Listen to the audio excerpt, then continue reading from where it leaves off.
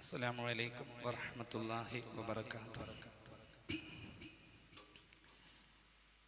ബിസ്മില്ലാഹ് വൽഹംദുലില്ലാഹ് വസ്സലാത്തു വസ്സലാമു അലാ റസൂലില്ലാഹ് വഅലാ ആലിഹി വസഹ്ബിഹി അജ്മഈൻ. അമ്മാ ബഅദ്. പ്രിയപ്പെട്ട സത്യവിശ്വാസികളെ,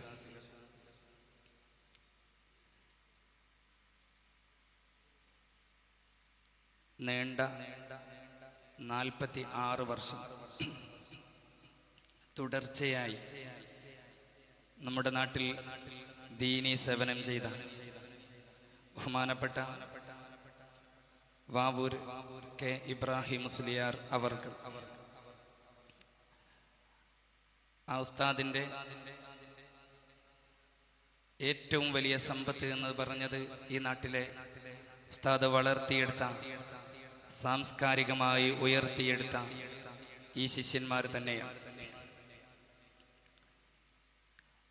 ഉസ്താദിന്റെ ശിഷ്യന്മാരിൽ ഒരുപാട് പ്രതിഭകളുണ്ട്, കഴിവ് തെളിയിച്ചവരുണ്ട്. മതഭൗതിക, സാമൂഹിക, രാഷ്ട്രീയ, സാംസ്കാരിക മേഖലകളിലെല്ലാം പ്രവർത്തിക്കുന്ന ഒരുപാട് വിദ്യാർത്ഥികളും വിദ്യാർത്ഥിനികളും ഉസ്താദിന്റെ ആ നീണ്ട വർഷത്തിലെ ഏറ്റവും വലിയ സമ്പാദ്യമാണ് എന്ന് നാം മനസ്സിലാക്കണം. അവരെല്ലാവരും കൂടി ഒരുമിച്ച് കൂടുന്ന ഒരു സംഗമമാണ് നാം ഉദ്ദേശിച്ചത്. ഇനിയും ഒരുപാട് പേർ എത്തിച്ചേരാനുണ്ട്, എത്തിച്ചേരുമെന്ന് നമ്മൾ പ്രതീക്ഷിക്കുകയാണ്.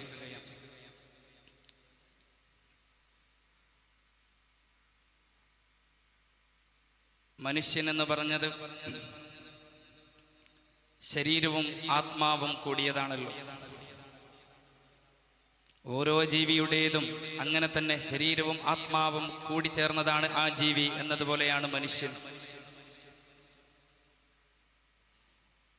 ഇവ രണ്ടും പ്രധാനമാണ്. എന്നാൽ അതിപ്രധാനം മനുഷ്യന്റെ ആത്മാവ്. രണ്ടിനും ഭക്ഷണം വേണം. എന്നാൽ അതിപ്രധാനമായ ആത്മാവിന്റെ ഭക്ഷണമാണ് ഏറ്റവും പ്രധാനപ്പെട്ടത് എന്ന വസ്തുത നമ്മൾക്കെല്ലാവർക്കും അറിയാം. കാരണം ജസദ്, ശരീരം എന്ന് പറഞ്ഞത് അത് മരണാനന്തരം മണ്ണിലേക്ക് പോവാനുള്ളത്, അത് മണ്ണിനോട് ചേരുന്നതാണ്. എന്നാൽ ആത്മാവ് അത് മണ്ണിനോട് ചേരുകയില്ല. മരണമെന്ന് പറഞ്ഞാൽ റൂഹും ജസദും, ആത്മാവും ശരീരവും തമ്മിലുള്ള വേർപാടാണല്ലോ, വിട്ടുപിരിയലാണ്, ഒരിക്കലും നശിക്കലല്ല മരണമെന്ന് പറഞ്ഞാൽ. അങ്ങനെ ഒരു മരണാനന്തര ജീവിതമുണ്ട് എന്ന് നമ്മൾ വിശ്വസിക്കുന്നവരാണ്. അപ്പോൾ ഈ ആത്മാവാണ് നശിക്കാതെ നിലകൊള്ളുന്നത്. ഏകനായ ഇലാഹായ റബ്ബിന്റെ അടുക്കലേക്ക് പോവാനുള്ളത് ആത്മാവാണ്. അതുകൊണ്ട് തന്നെ ഈ ആത്മാവിന് ലഭിക്കുന്ന ഭക്ഷണമാണ് ഏറ്റവും പ്രധാനപ്പെട്ടത്. ആ ഭക്ഷണം നൽകുന്നവരാരോ അവരാണ് ഏറ്റവും പ്രധാനപ്പെട്ട വ്യക്തികളും എന്നതാണ് യാഥാർത്ഥ്യം. ഒരു കുട്ടി ജനിച്ചു കഴിഞ്ഞാൽ ആ കുട്ടിക്ക് ശരീരത്തിനും ആത്മാവിനും ഭക്ഷണം നൽകേണ്ടതുണ്ട്. ആ കുട്ടിക്കിടെ ശരീരത്തിന് ആദ്യമായി നൽകുന്ന ഭക്ഷണമാണ് ഉമ്മയുടെ മുലപ്പാൽ. എന്നാൽ ആ കുട്ടിയുടെ ആത്മാവിന് നൽകുന്ന ആദ്യത്തെ ഭക്ഷണമാണ് ഇലാഹായ റബ്ബിന്റെ പേര്. അതാണ് കുട്ടിയുടെ വലത് ചെവിയിൽ അല്ലാഹു അക്ബർ എന്ന് പറഞ്ഞ ആദ്യം ഈ കുട്ടിയുടെ സൃഷ്ടിപ്പിന്റെ ഖാലിഖായ യജമാനനായ റബ്ബിന്റെ പേരാണ് ആ കുട്ടിയുടെ ചെവിയിലൂടെ ഹൃദയത്തിലേക്ക് കടന്നു ചെല്ലുന്നത്. അപ്പോൾ ആത്മാവാണ് ഏറ്റവും പ്രധാനം. ഈ ആത്മാവിന് ഭക്ഷണം നൽകുന്നവരാണ് ഗുരുനാഥന്മാർ. നമ്മുടെ ഈ പരിപാടിയുടെ പേര് തന്നെ അൽഹംദുലില്ലാഹ് ഗുരുമഹിമ എന്ന. ഗുരു എന്ന് പറഞ്ഞാൽ തന്നെ ഇരുളിനെ അകറ്റി പ്രകാശം നൽകുന്നവനാണ്. ഇരുളെന്ന് പറഞ്ഞത് അജ്ഞതയാണ്, പ്രകാശമാണ് വിജ്ഞാനം. അപ്പോൾ അജ്ഞതയെ മാറ്റിക്കൊണ്ട് വിജ്ഞാനം നൽകുന്നവരാണ് ഗുരുനാഥന്മാർ. അതുകൊണ്ട് തന്നെ ഈ ഗുരുനാഥന്മാരെ നമ്മൾ ആദരിക്കണം. ഏത് രംഗത്തുള്ളവരായാലും ശരി, മതരംഗത്താവട്ടെ ഭൗതിക രംഗത്താവട്ടെ, ഇവിടെ ഒരുമിച്ച് കൂടിയ സഹോദര സഹോദരിമാരോട് ഓർമ്മപ്പെടുത്തുകയാണ്, നമ്മൾക്ക് ഒരു അക്ഷരം പഠിപ്പിച്ചു തന്നത് ഏത് മതത്തിൽപ്പെട്ടവരായാലും ശരി, ഏത് വിഭാഗത്തിൽപ്പെട്ടവരായാലും ശരി, നമ്മളവരെ ആദരിക്കണം. ഒരിക്കലും അവരെ ഗരാവോ ചെയ്യാൻ പാടില്ല, അവരോട് അപമര്യാദയായി പെരുമാറാൻ പാടില്ല. ഏത് മതത്തിൽപ്പെട്ടവരായാലും നമ്മുടെ ഗുരുനാഥനാണോ നമ്മൾ ബഹുമാനിക്കേണ്ടതുണ്ട്. അതാണല്ലോ പരിശുദ്ധമായ ഖുർആൻ നമ്മളെ പഠിപ്പിച്ചത്. പരിശുദ്ധ ഹദീസ് റസൂലുള്ളാഹി സ്വല്ലല്ലാഹു അലൈഹി വസല്ലമ തങ്ങൾ നമ്മളെ പഠിപ്പിച്ചത് അതാണ്. ആ ഗുരുനാഥന്മാരെ നമ്മൾ ബഹുമാനിക്കണം. എന്നാൽ ഇന്ന് നടന്നുകൊണ്ടിരിക്കുന്നത് എന്തെല്ലാം പ്രവർത്തനങ്ങളാണ്? ഭൗതിക കലാലയങ്ങളിൽ നടന്നുകൊണ്ടിരിക്കുന്ന സംഭവ വികാസങ്ങൾ ഇന്ന് വീഡിയോകളായി പുറത്തു വന്നുകൊണ്ടിരിക്കുകയല്ലേ? പഠിപ്പിച്ച ഗുരുനാഥന്മാർക്കെതിരിൽ വധഭീഷണി മുഴക്കുന്ന വീഡിയോകൾ വരെ പ്രത്യക്ഷപ്പെട്ടു കഴിഞ്ഞു. ഒരിക്കലും അതുണ്ടാവാൻ പാടില്ല. നമ്മുടെ ഗുരുനാഥന്മാരെ ബഹുമാനിക്കണം. അത് അവരുടെ ജീവിതത്തിലും മരണാനന്തരവും അവരോടുള്ള ആദരവ് പ്രകടിപ്പിക്കണമെന്നാണ് ഈ പരിപാടി ഉദ്ഘോഷിക്കുന്നത്, എല്ലാവരോടും ആവശ്യപ്പെടുന്നത്. നമ്മുടെ ബഹുവന്യരായ ഉസ്താദ് നമ്മൾ ഇന്ന് വിട പറഞ്ഞു. 8 വർഷം പിന്നിട്ടു. എന്നാലും ആ ഉസ്താദിനോടുള്ള ആദരവ് നമ്മൾ അത് പ്രകടിപ്പിച്ചു കൊണ്ടേയിരിക്കണം. അവിടത്തോടുള്ള ആ സ്നേഹം നമ്മൾ നിലനിർത്തണം. പരിശുദ്ധ റസൂലുള്ളാഹി സ്വല്ലല്ലാഹു അലൈഹി വസല്ലമ തങ്ങൾ, അല്ലാഹുവിന്റെ റസൂൽ പറഞ്ഞു, വല്ലാഹു ഫീ ഔനിൽ അബ്ദ് മാ കാനൽ അബ്ദു ഫീ ഔനി അഖീഹി. നബിയുനാ റസൂലുള്ളാഹി സ്വല്ലല്ലാഹു അലൈഹി വസല്ലം, ഒരു മനുഷ്യൻ തന്റെ സഹോദരനെ സഹായിക്കുന്ന കാലത്തോളം തന്റെ റബ്ബ് ആ അടിമയെ സഹായിച്ചു കൊണ്ടിരിക്കുമെന്ന് അഷ്റഫുൽ ഖൽഖ് മുഹമ്മദുർ റസൂലുള്ളാഹി സ്വല്ലല്ലാഹു അലൈഹി വസല്ലമ തങ്ങൾ നമ്മളെ പഠിപ്പിച്ചു. അപ്പോൾ ഒരു മനുഷ്യനെ നോക്കൂ നിങ്ങൾ, ഈ ഹദീസ് വല്ലാഹു ഫീ ഔനിൽ അബ്ദ്, അല്ലാഹു ഒരു അബ്ദിനെ, ഒരു അടിമയെ സഹായിച്ചു കൊണ്ടേയിരിക്കും. മാ കാനൽ അബ്ദു ഫീ ഔനി അഖീഹി, അടിമ തന്റെ സഹോദരനെ സഹായിച്ചു കൊണ്ടിരിക്കുന്ന കാലത്തോളം എന്ന് പറഞ്ഞാൽ ഈ അടിമയെ അവൻ ആരോഗ്യമുള്ളപ്പോൾ സഹായിക്കണം. ഒരുപക്ഷെ ആരോഗ്യം അവനിൽ നിന്ന് രാജിയായാൽ, ആരോഗ്യം നഷ്ടപ്പെട്ടാൽ അവൻ രോഗിയായി മാറുന്നു. അപ്പോൾ ആരോഗ്യ സമയത്ത് അവന് കൊടുത്തതിനേക്കാളും വലിയ സഹായവും പരിരക്ഷവും രോഗസമയത്ത് നമ്മൾ നൽകണം. എന്നാൽ ഈ മനുഷ്യൻ വിട പറഞ്ഞാലോ, ആ സമയത്ത് പരിശുദ്ധ റസൂലുള്ളാഹി സ്വല്ലല്ലാഹു അലൈഹി വസല്ലമ തങ്ങൾ എങ്ങനെയാണ് ഒരു മനുഷ്യന്റെ ഖബർ ജീവിതം പഠിപ്പിച്ചത്? കൽഗരീഖ്, അവൻ നീന്തമറിയാത്തവൻ, ഒരു വെള്ളത്തിൽ അകപ്പെട്ടവനെ പോലെയാണെന്ന് പരിശുദ്ധ റസൂലുള്ളാഹി സ്വല്ലല്ലാഹു അലൈഹി വസല്ലമ തങ്ങൾ പഠിപ്പിക്കുന്നു. നീന്തമറിയാത്ത ഒരു മനുഷ്യൻ ഒരു പുഴയിൽ, ഒരു വെള്ളത്തിൽ, അവൻ സമുദ്രത്തിൽ പെട്ടാൽ എവിടെന്നെങ്കിലും ഒരു പിടിവള്ളി കിട്ടുമോ, രക്ഷ കിട്ടുമോ എന്ന് പറഞ്ഞ് അവൻ ആഗ്രഹത്തോടെ, അഭിലാഷത്തോടെ തൻ്റെ ജീവൻ രക്ഷപ്പെടുത്താൻ വേണ്ടി ശ്രമിക്കുന്നത് പോലെയാണ് ഒരു മനുഷ്യന്റെ ഖബറിലെ ബർസഖ് ജീവിതമെന്ന് അല്ലാഹുവിന്റെ റസൂൽ പഠിപ്പിച്ചെങ്കിൽ, ഈ സമയത്ത് വിശ്വാസികളായ നാം നൽകുന്ന ഏറ്റവും വലിയ സഹായങ്ങളാണ് ഇതേപോലത്തെ സംരംഭങ്ങൾ. നോക്കൂ നിങ്ങൾ, ഇന്ന് നമ്മുടെ പരിപാടി തുടങ്ങി, പതാക ഉയർത്തി, ഫാത്തിഹയും ഇഖ്ലാസും ഓതി ദുആ ചെയ്തു. പിന്നീട് നമ്മൾ മൗലിദ് പാരായണം നടത്തി. മൗലിദ് എന്ന് പറഞ്ഞത് അല്ലാഹുവിന്റെ ഹബീബിന്റെ മദ്ഹാണ്. ആ മദ്ഹ് പറഞ്ഞു. ഉസ്താദിന് വേണ്ടി നമ്മൾ ദുആ ചെയ്തു. നമ്മൾ ഇന്ന് മരണപ്പെട്ടു പോയ എല്ലാവർക്കും വേണ്ടി നമ്മൾ ദുആ ചെയ്തു. എന്നതുപോലെ ഇന്ന് ഉസ്താദിനോടുള്ള ആദരവാണ് ആ ഉസ്താദിന്റെ പേരിൽ നമ്മൾ ഒരുമിച്ച് കൂടുന്നത്. മാത്രമല്ല ആ ഉസ്താദിന്റെ പേരിൽ ഇവിടെ ഖിയാമത്ത് നാൾ വരെ നിലനിൽക്കണം. അല്ലാഹു തആല അനുഗ്രഹിക്കുമാറാവട്ടെ. ഇമ്ര എന്ന പേരിൽ ഒരു ചാരിറ്റി സംഘടന, Ibrahim Musliyar memorial relief association, ഇത് 4-5 വർഷമായി നമ്മുടെ നാട്ടിൽ പ്രവർത്തനം ആരംഭിച്ചു. ഒരുപാട് ജീവകാരുണ്യ പ്രവർത്തനങ്ങൾ നമ്മൾക്ക് ചെയ്യാൻ സാധിച്ചിട്ടുണ്ട്. ഇനിയും ഒരുപാട് പദ്ധതികളും ആസൂത്രണങ്ങളും നമ്മുടെ മുമ്പിലുണ്ട്. അതുകൊണ്ട് എല്ലാവരുടെയും ഒരുമയും ഐക്യവും സഹായവും ഈ സംഘടനയ്ക്ക് വേണ്ടി ആവശ്യപ്പെടുകയാണ്. ഇത്തരത്തിലുള്ള കാരുണ്യ പ്രവർത്തനത്തിൽ നമ്മൾ ഏർപ്പെട്ടുകൊണ്ടേയിരിക്കണം. നോക്കൂ നിങ്ങൾ, അല്ലാഹുവിന്റെ റസൂൽ സ്വല്ലല്ലാഹു അലൈഹി വസല്ലമ തങ്ങൾ നമ്മൾക്ക് പഠിപ്പിച്ചു തന്നല്ലോ സിറാത്തുൽ മുസ്തഖീം എന്നൊരു പാലമുണ്ട്. ഇവിടെ ദുനിയാവിയായ ജീവിതത്തിൽ സത്യസന്ധമായി ജീവിച്ചവൻ, സത്യം ഉൾക്കൊണ്ട് ജീവിച്ചവൻ, പരിശുദ്ധമായ ദീനുൽ ഇസ്ലാം പഠിപ്പിച്ച സംസ്കാരം ഉൾക്കൊണ്ട് ജീവിച്ചവൻ, അന്യനെ ഉപദ്രവിക്കാതെ, അയൽവാസിയോട് മോശമായി പെരുമാറാതെ, വഞ്ചന നടത്താതെ, പാരവെക്കാതെ, അസൂയില്ലാതെ, അഹങ്കാരവും അഹന്തയും ഇല്ലാത്ത ജീവിതം നയിച്ചവരാണ് ആ സിറാത്തുൽ മുസ്തഖീമിലൂടെ വിട്ടുകിടക്കാൻ സാധിക്കുകയുള്ളൂ. വിശുദ്ധമായ ഖുർആൻ ആ സംഭവം പറയുന്നുണ്ട്. ഫലഖ്തഹമൽ അഖബ, നിങ്ങൾക്ക് ആ സിറാത്ത് എന്ന പാലം, ആ കടമ്പ നിങ്ങൾക്ക് വിട്ടുകിടക്കേണ്ടയോ? വമാ അദ്റാകമൽ അഖബ, എന്താണ് ആ അഖബ എന്ന് പറഞ്ഞാൽ എന്ന് നിങ്ങൾക്കറിയുമോ? അത് എങ്ങനെയാണ് വിട്ടുകിടക്കുക? അതിനുള്ള മാർഗങ്ങളാണ് പരിശുദ്ധമായ ഖുർആൻ പറയുന്നത്. ഒന്ന്, ഫക്കു റഖബ. നോക്കൂ നിങ്ങൾ, ആ സിറാത്തുൽ മുസ്തഖീം എന്ന പാലം അത് മുടിയേക്കാളും നേർമയാണ്, വാളിനേക്കാളും മൂർച്ചയാണ്, കൂരാക്ക് ഊരിരുട്ടാണ്. ഇരുഭാഗത്തും അവനെ നരകത്തിലേക്ക് വലിച്ചെറിയാനായി ഇരുമ്പിന്റെ കൊക്കയുമായി മലായിക്കത്ത്, സബാനിയത്തിന്റെ മലായിക്കത്ത് കാത്തു നിൽക്കുന്ന അതീവ ഗൗരവമായ ആ പാലം എങ്ങനെ വിട്ടുകിടക്കാം? പരിശുദ്ധ ഖുർആൻ പറയുന്നു, ഒന്ന് ഫക്കു റഖബ, അടിമത്തമോചനം. നമ്മൾ ഇന്ന് ചിന്തിക്കും, ഇന്ന് അടിമകളില്ലല്ലോ. എന്നാൽ ഉണ്ട് സഹോദരന്മാരെ, സഹോദരിമാരെ, നമ്മുടെ കൂട്ടത്തിൽ അടിമകളുണ്ട്. കഞ്ചാബിന്റെ അടിമകളുണ്ട്, മയക്കുമരുന്നിന്റെ അടിമകളുണ്ട്, ഒരുപാട് ലഹരിയുടെ തിന്മയുടെ വാക്താക്കളുണ്ട്. നോക്കൂ, ഇന്നത്തെ കൗമാരം എങ്ങോട്ടാണ്? ഇന്നത്തെ യൗവനം എങ്ങോട്ടാണ്? ഇന്നലത്തെ പത്രത്തിന്റെ ഫസ്റ്റ് പേജ് വാർത്ത എന്താണ്? ആൺ സുഹൃത്തിന്റെ ക്രൂര പീഡനം മൂലം പോക്സോക്ക് വിധേയായ പെൺകുട്ടി മരിച്ചു. ഇന്നലത്തെ ഫസ്റ്റ് പേജ് മുഴുവൻ പത്രങ്ങളും റിപ്പോർട്ട് ചെയ്തു. അത് എവിടെയാണ്? അവിടെ കേരളത്തിന് പുറത്തല്ല, ഇന്ത്യക്ക് പുറത്തല്ല, നമ്മുടെ കേരളത്തിൽ എറണാകുളം ജില്ലയിൽ തൃപ്പൂണിത്തറയിൽ നടന്നൊരു സംഭവം. നോക്കൂ, നിങ്ങൾ പഠിക്കുന്ന കാലത്ത് വിശ്വസിച്ചുകൊണ്ട് ഒരു ചെറുപ്പക്കാരന്റെ കൂടെ കൂടി, എന്നാൽ അത് പിന്നീട് അപക്വമായിരുന്നു എന്ന് തിരിച്ചറിയുമ്പോഴേക്ക് ഈ പെണ്ണിന്റെ ചേതനേറ്റ ശരീരമാണ് സമുദായത്തിന് കാണാൻ സാധിക്കുന്നത്. ഇത്തരത്തിൽ കൗമാരം അത് തെറ്റായ വഴിക്ക് നീങ്ങുന്ന സന്ദർഭമാണ്. എന്തുകൊണ്ട്? എന്നിട്ട് ആ പത്രങ്ങളെല്ലാം റിപ്പോർട്ടുകൾ കാര്യമായി എഴുതിയിട്ട് ആ റിപ്പോർട്ടുകൾ നമ്മൾക്ക് വായിക്കാൻ കഴിയുന്നുണ്ട്. പാതിരാ രാത്രിയിലാണ് ഈ ആൺ സുഹൃത്ത് വീട്ടിലേക്ക് കടന്നു വന്നത്, പെൺകുട്ടിയെ കൊന്നു.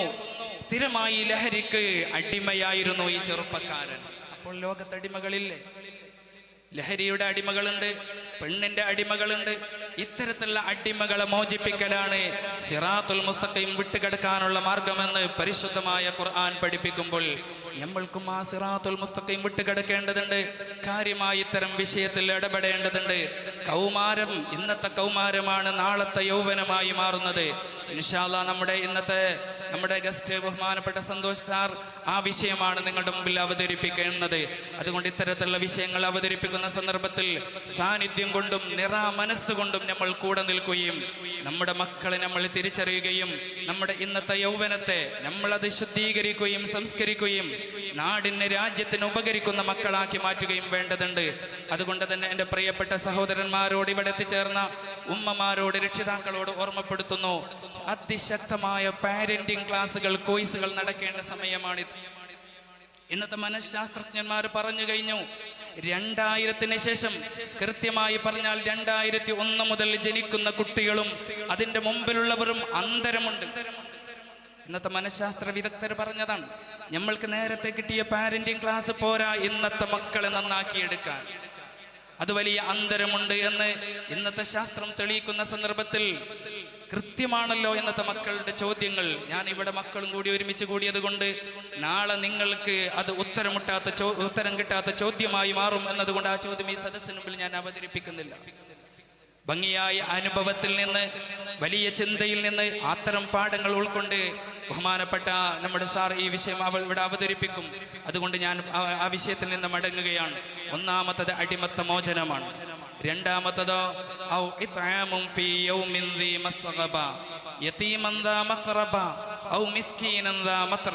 വിശുദ്ധമായ ഖുർആൻ പറഞ്ഞു, ഒന്നാമത്തത് അടിമത്ത മോചനമാണെങ്കിൽ രണ്ടാമത്തത് കാരുണ്യ പ്രവർത്തനമാണ്.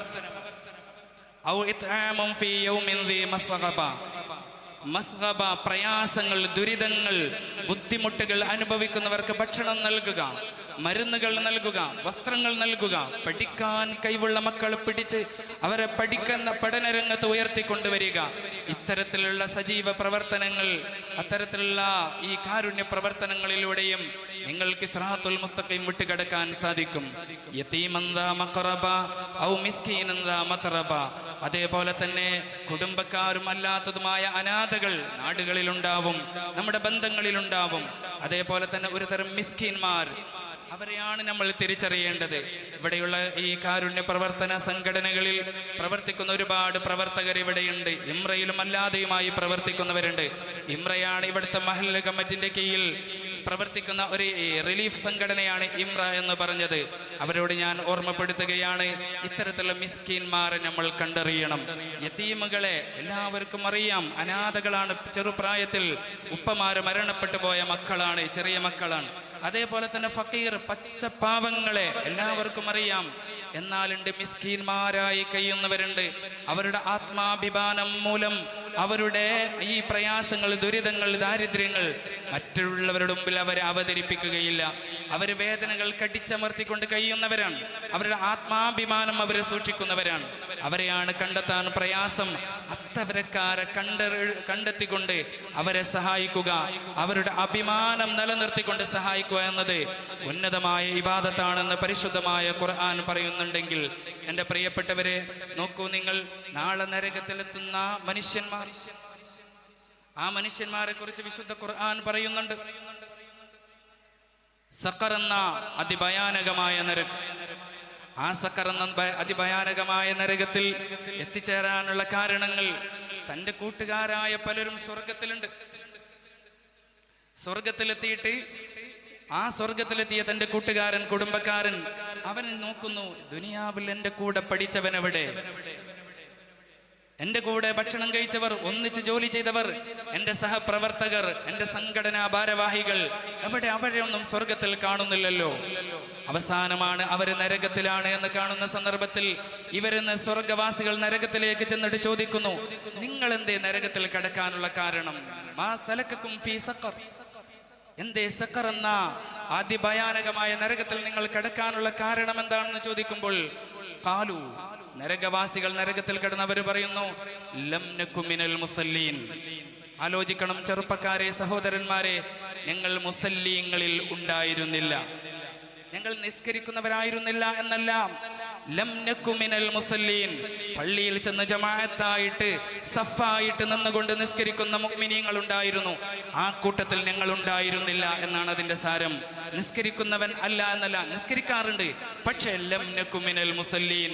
അത്തരം മുസല്ലീങ്ങൾ, ആ മനുഷ്യന്മാർ നിസ്കരിക്കുന്ന മുസ്ലിം ആ ജമാഅത്തിൽ, ആ സഫിൽ എന്നെ അവരെ കണ്ടിട്ടുണ്ടായിരുന്നില്ല. വലം നകു നുത്ഇമുൽ മിസ്കീൻ. രണ്ടാമത്തതാണ് ഞാൻ പറഞ്ഞു വരുന്ന പോയിന്റ്. വലം നകു നുത്ഇമുൽ മിസ്കീൻ. മിസ്കീന്മാർക്ക് ഞങ്ങൾ ഭക്ഷണം കൊടുത്തിട്ടുണ്ടായിരുന്നില്ല. പാവങ്ങൾ ഉണ്ടായിരുന്ന നാട്ടിൽ ആരായിരുന്നു പാവങ്ങൾ എന്ന് കണ്ടറിയാനുള്ള ഒരു ശ്രമം എന്നിൽ നിന്നുണ്ടായിട്ടുണ്ടായിരുന്നില്ല. അത്തരത്തിലുള്ള മിസ്കീന്മാർക്ക് ഞാൻ ഭക്ഷണം കൊടുത്തിട്ടുണ്ടായിരുന്നില്ല. മൂന്നാമത്തെ നോക്കൂ നിങ്ങൾ, വിനോദങ്ങളിലായി കഴിയുന്നവർ, ഗെയിമുമായി കഴിയുന്നവർ, അവന്റെ വിശേഷ ബുദ്ധിയെ നാടിനും രാജ്യത്തിനും കുടുംബത്തിനും വേണ്ടി ഉപയോഗിക്കാതെ അത്തരത്തിലുള്ള അശ്രദ്ധരായി നടന്നത് കൊണ്ടാണ് ഇത്തരത്തിലുള്ള ഈ നരകത്തിൽ, സഖർ എന്ന അതിഭയാനകമായ നരകത്തിൽ കിടക്കാൻ കാരണമെന്ന് നരകത്തിൽ വെച്ച് കുറ്റവാളികൾ തന്നെ പറയുന്ന വസ്തുത പരിശുദ്ധ ഖുർആനിൽ അല്ലാഹു സുബ്ഹാനഹു തആല പറയുന്നുണ്ട്. അതുകൊണ്ട് തന്നെ ഞാൻ ദീർഘിപ്പിക്കുന്നില്ല, ഞാൻ അവസാനിപ്പിക്കുകയാണ്. നമ്മളിൽ നിന്ന് കാരുണ്യ പ്രവർത്തനമാണ് ഉണ്ടാവേണ്ടത്. അത് സജീവമായി നിലനിർത്തേണ്ടതുണ്ട്. അത്തരത്തിലുള്ള സജീവമായ പ്രവർത്തനങ്ങൾ നടത്തേണ്ടവരാണ് നമ്മൾ. കാരണം നമ്മുടെ യജമാനനായ റബ്ബിന്റെ പേരാണ് റഹ്മാൻ.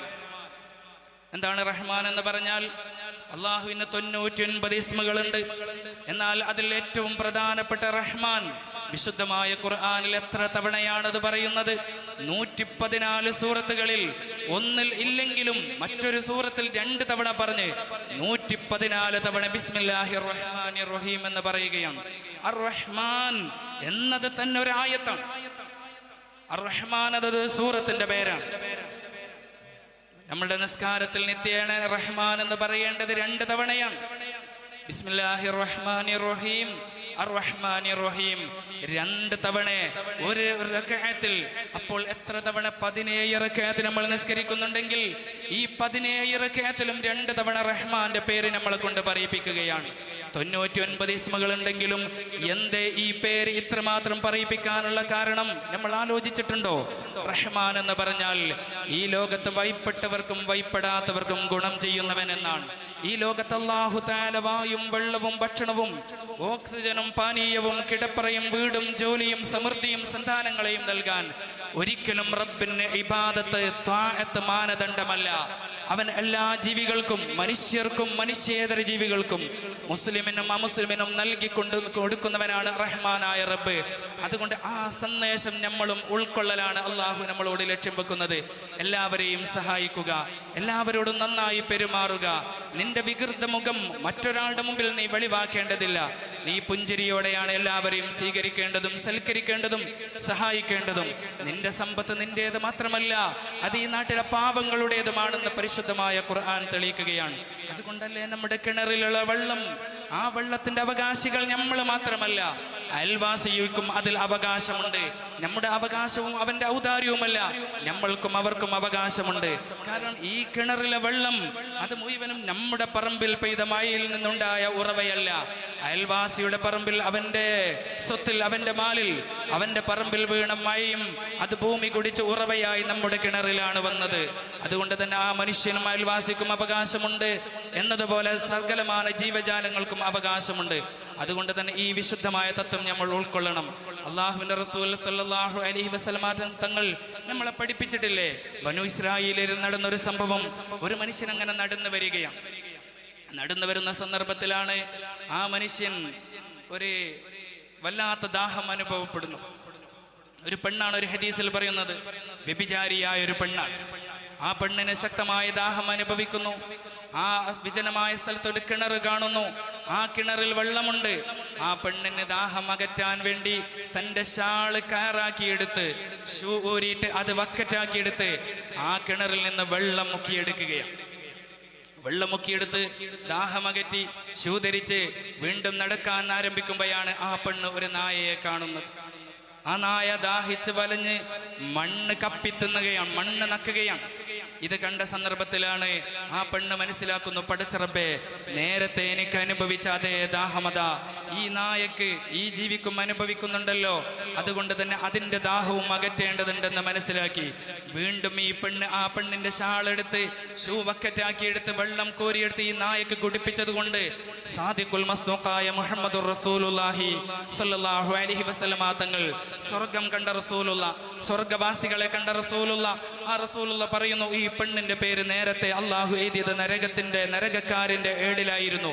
എന്നാൽ അവിടെ നിന്ന് മായിച്ച് ഈ പെണ്ണിന് അള്ളാഹു സ്വർഗം നൽകിയിരിക്കുന്നു എന്ന് നബിയുനാ റസൂലുള്ളാഹി സ്വല്ലല്ലാഹു അലൈഹി വസല്ലം. എന്തേ കാരണം?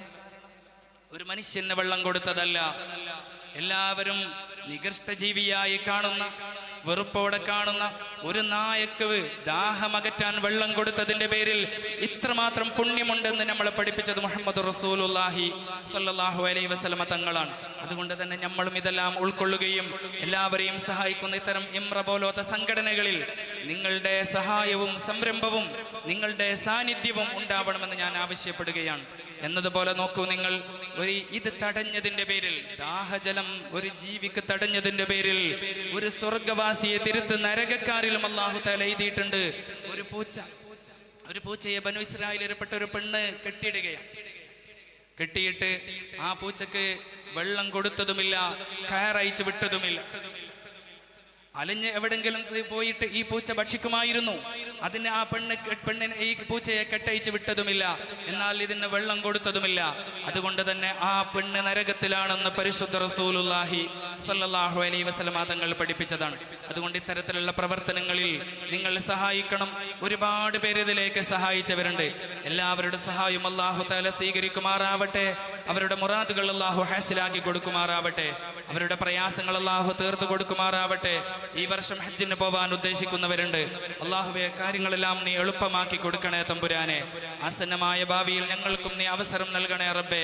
ഈ പന്തൽ ഇവിടെ ഒരുക്കാൻ, ഈ പരിപാടികൾ സംഘടിപ്പിക്കാൻ ഒരുപാട് പേര് പ്രവർത്തിച്ചിട്ടുണ്ട്.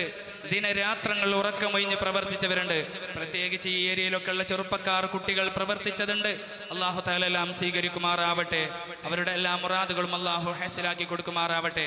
ഞാൻ അവസാനിപ്പിക്കുകയാണ്. ഇത്തരത്തിലുള്ള ഈ പ്രവർത്തനങ്ങളിൽ നിങ്ങളും സജീവമായി ഇടപെടണം.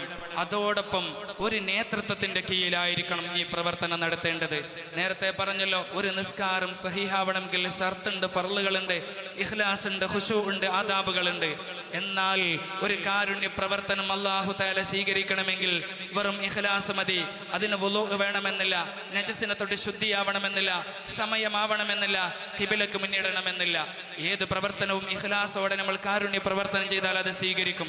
എന്നാൽ ഇവിടെ ബുദ്ധിപരമായി പിശാച് ഇടപെടുകയും അനൈക്യമുണ്ടാക്കുകയും ചിത്രതയുണ്ടാക്കുകയും മഹല്ലത്തിൽ ഭിന്നിപ്പുകൾ ഉണ്ടാക്കുകയും ചെയ്തുകൊണ്ടിരിക്കും. അതുകൊണ്ട് അത്തരത്തിലുള്ള ഒരു പ്രവർത്തനങ്ങളിലും നിങ്ങൾ ഏർപ്പെടരുത്. ഇവിടെ നോക്കൂ, നിങ്ങൾ മഹല്ലിന്റെ നേതൃത്വത്തോട് ഒരുമിച്ച് നിന്ന് നന്നായി പ്രവർത്തിക്കുകയും അങ്ങനെ തന്നെ ഈ പരിപാടി ഇവിടെ സംഘടിപ്പിക്കുകയും ചെയ്തു. ഇത് തുടരുകയും മഹല്ലിന്റെ ഐക്യബോധ്യവും കെട്ടുറപ്പും ഉറപ്പിച്ചു നിർത്തി ഇത്തരത്തിലുള്ള സജീവമായ പ്രവർത്തനങ്ങളിൽ നിങ്ങളുടെയൊക്കെ സാന്നിധ്യം ഉണ്ടാവണമെന്ന് വളരെ വിനയത്തോടെ ആവശ്യപ്പെട്ട് എൻ്റെ വാക്കുകൾക്ക് ഞാൻ വിരാമം കുറിക്കുന്നു. അസ്സലാമു അലൈക്കും.